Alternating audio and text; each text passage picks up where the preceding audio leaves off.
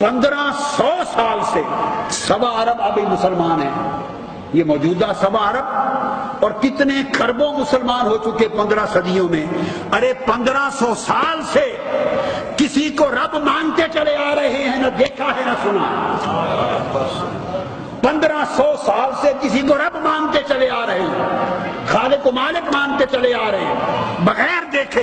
ارے کس کے کہے پر مانتے چلے آ رہے ہیں؟ زبان مصطفیٰ پر اعتماد کر کے مانتے چلے آ رہے ہیں، زبان رسالت پر اعتماد سے مانتے چلے آ رہے ہیں۔ تو قرآن کو قرآن مانا تو تب بھی زبان رسالت پر اعتماد کے ساتھ۔ اور یہ کعبہ ہے، اس کو کعبہ مانا کس کے ساتھ؟ حضور علیہ السلام کا چہرہ اقدس۔ میں آپ کو رسالت کی اہمیت توحید میں بتا رہا ہوں، عقیدہ توحید میں۔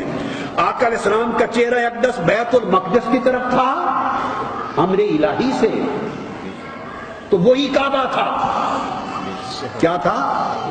وہی کعبہ تھا۔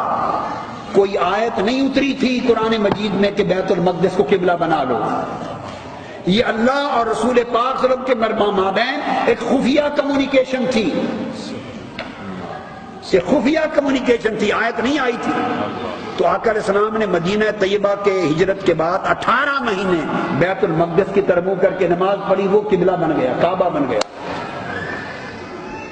بعض اسباب کی وجہ سے آپ کا ارادہ بدل گیا، خواہش بدل گئی، اور حالت نماز میں کھڑے ہیں اور کعبہ بدلنا چاہتے، اسباب اور ہیں، میں اس تفصیل میں نہیں جا رہا، تو بدلنا چاہتے ہیں کعبہ، اور اللہ کے امر کا انتظار ہے، اور اس انتظار میں اور اس شدت آرزو میں چہرہ بار بار پلٹ کے آسمان کی طرف دیکھ رہے ہیں۔ اوپر سے آواز آ رہی ہے، قد نرا تقلب وجهك فی السماء، محبوب آپ کا چہرہ انور، رخ انور بار بار پلٹنا ہم دیکھ رہے ہیں۔ فَلَنُوَلِّيَنَّكَ قِبْلَةً تَرْضَاهَا، ہم اسی کو کعبہ بنا دیں گے جس پر آپ راضی ہیں۔ فرمایا ہمارا پہلے نعرہ توحید، نعرہ تکبیر،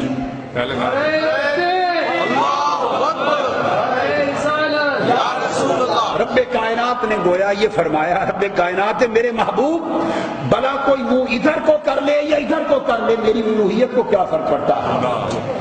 کوئی مشرق کی طرف منہ کرے یا مغرب کی طرف، میری ربوبیت اور الوہیت کو کیا فرق پڑتا ہے؟ فرمایا لیس البر ان تولوا وجوہکم قبل المشرق والمغرب، لوگ مشرق کی طرف بھی منہ کر کے نماز پڑھتے ہیں تو دھیان تو میری طرف ہی کرتے ہیں نا، مغرب کی طرف منہ کر کے بھی نماز پڑھیں تو دھیان تو میں تو محتاج نہیں ہوں نہ قبلوں کا، نہ کعبوں کا، نہ جہتوں کا، نہ سمتوں کا، نہ مشرق کا، نہ مغرب کا، میں تو کسی سمت کا محتاج نہیں ہوں۔ محبوب میں نے تو کعبے بنائے تیری رضا کے لیے، تیرا رخ ادھر تھا تو ادھر راضی تھا، اس میں حکمت تھی کہ دل جوئی ہو جائے یہاں کے لوگوں کی، تو ہم نے بیت المقدس کو کعبہ بنا دیا۔ اب تیرا دل وہاں سے ہٹ گیا، تو نے چاہا کہ مکہ کہ کعبے کو قبلہ کو بنا لیا جائے۔ محبوب اگر تو اس پر راضی ہے اسی کو کعبہ بنا لیتے۔ حکم آ گیا فبلغ وجہک، یہ لکھا ہے فبلغ وجہک شطر المسجد الحرام۔ اب نقطہ جو میں آگے سمجھانے والا ہوں وہ یہ، اب یہ ساری کمیونیکیشن وحی کی شکل میں ہو رہی ہے، اور حالت نماز میں کھڑے ہیں۔ مسجد قبلتین کو تو سنا ہے نا آپ نے، میں جو آیت پڑھی تھی ادھر نہیں آیا ہوں، یعنی موضوع کی طرف نہیں آیا، وہ جو ابتدائی نقطہ بتایا کہ توحید اور رسالت کا تعلق کیا ہے، اب ہم اسی گلی میں پھنس گئے اسی گلی کے چکروں میں پھنس گئے جا کر۔ تو یہ کمیونیکیشن تھی، یہ خفیہ حالت نماز ہے۔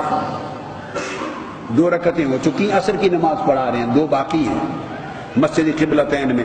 صحابہ کرام کو کچھ پتہ نہیں کیا ہو رہا ہے، کیا باتیں ہو رہی ہیں مالک اور محبوب کی، کیا راز و نیاز چل رہے ہیں۔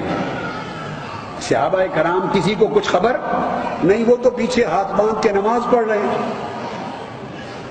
ادھر مرد نماز پڑھ رہے ہیں صحابہ، ادھر عورتیں بھی نماز پڑھ رہی ہیں۔ درمیان میں حالت نماز میں امر آ گیا، اب نماز سے سنیے فارغ ہوتے تو تب بتانا تھا نا صحابہ کرام کو، یہ اگلا نکتا نماز سے فارغ ہوتے ختم کر کے تو تب بتانا تھا نا کہ اللہ کا حکم آ گیا ہے۔ کہ آج سے قبلہ بدل گیا، فبل وجهك شطر المسجد الحرام. تو ابھی تو نماز سے فارغ نہیں ہوئے، یہ تو سارا قصہ نماز کے اندر کا ہے، نماز کے اندر کا ہے. تو آقا علیہ السلام نے کیا کیا؟ حالت نماز میں جب امر آ گیا تو آپ نے چہرہ بدل لیا. اور یہ بھی آپ کو بتاؤں، مثلا اس طرف تھا بیت المقدس، بالکل 180 ڈگری ڈیفرنس تھا، مشرق و مغرب. ادھر نماز شروع کی تھی، 2 رکعتیں پڑھی تھی، منہ ادھر تھا، آگے صحابہ کھڑے تھے، پچھلی صفوں پر ادھر عورتیں کھڑی تھی. اس پورے نقشے کو سمجھنے کی کوشش کریں، آپ کو رسالت کا عقیدہ سمجھ میں آ جائے گا کہ رسالت کیا ہے. ادھر منہ تھا، پھر پچھلی صفوں پر صحابہ کرام کھڑے ہیں مرد، اور ان سے پیچھے خواتین کھڑی ہیں. اندر ہی اندر باتیں ہو گئیں، راز و نیاز ہو گئے. امر آ گیا کہ بدل لے محبوب، جس پر آپ راضی ہیں اسی کو قبلہ بنا دیتے. تو آقا علیہ السلام نے امر الہی پا کر چہرہ انور بدل لیا. اب میں آپ کو پورا پروسیس سمجھاتا ہوں، آپ دیکھ لینا. مثلا ادھر امام کھڑا ہے منہ کر کے، اور صحابہ کرام کھڑے ہیں، ان کا منہ بھی ادھر ہے. پیچھے عورتیں کھڑی ہیں، ان کا منہ بھی ادھر ہے. اب وہاں سے چہرہ بدل لیا، اور کعبۃ اللہ ادھر تھا مکہ کا اس طرف. تو جب چہرہ بدلا تو تھوڑا سچویشن پہ غور کریں. یہ باتیں مفسرین نہیں لکھتے، یہ تفسیروں میں اس ڈیٹیل کو، یہ تو بڑی کامن سینس کی بات ہے، سمجھ آنے والی ہے.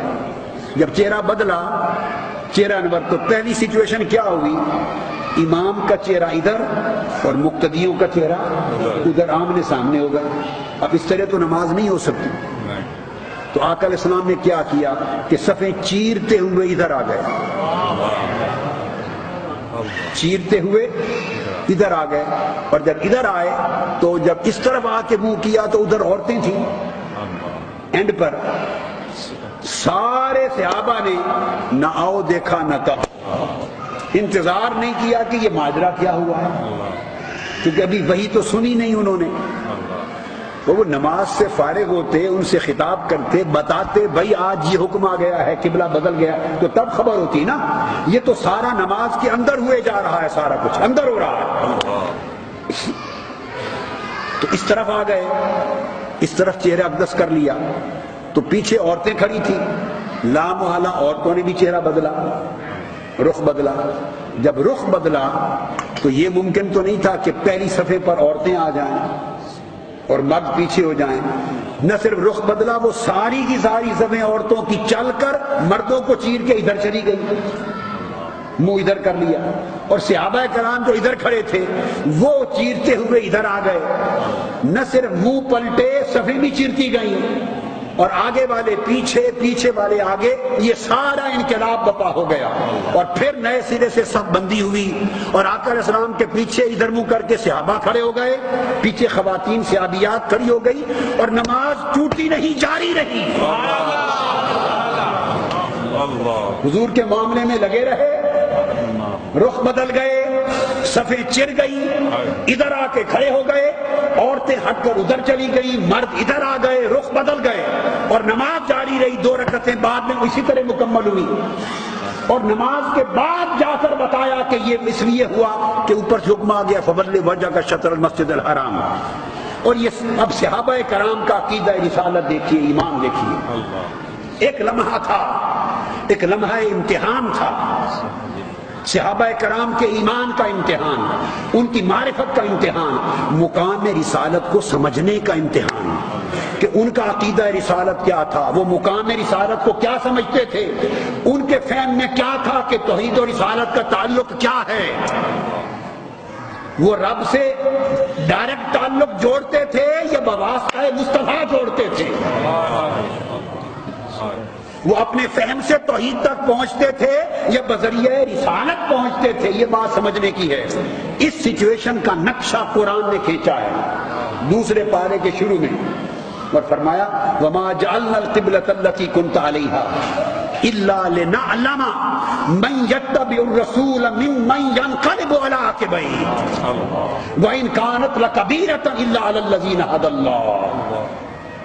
یہ قرآن نے کہا میرے محبوب، یہ ایک لمحہ ایسا تھا کہ جس قبلے پر آپ کو ہم نے پھیر دیا ہم نے امتحان لیا، وما جعلنا القبلۃ التي كنت عليها الا لنعلم، جس پر آپ تھے ہم نے یہ سارا امر اس لیے کیا لنعلم کہ ہم پرکھ سکیں، ہم ٹیسٹ لے سکیں، ہم جانچ سکیں، جانچیں، پرکھیں۔ کیا پرکھیں باری تعالیٰ؟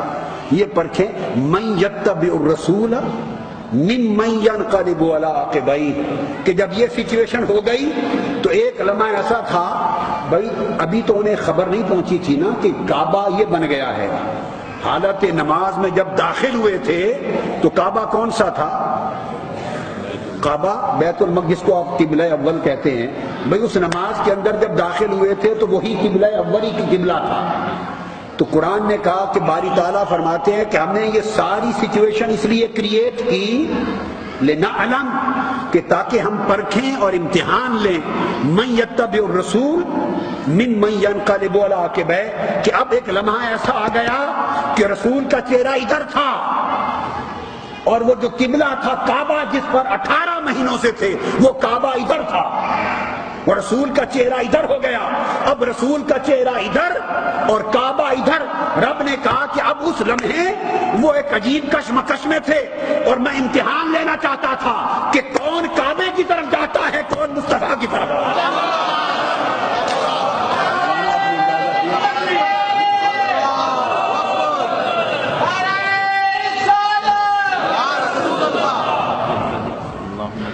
یہ جو قرآن کے لفظ ہیں لنعلم من یتبع الرسول ممن ينقلب على عقبیہ، کون رسول کے پیچھے جاتا ہے اور پرواہ نہیں کرتا اس بات کی کہ کون سا قبلہ ہے اور ہمارا تعلق کی قبلہ سے کیا ہے، ہم قبلے سے جڑے رہیں یا دامن مصطفیٰ سے جڑے رہیں، اس کا امتحان تھا۔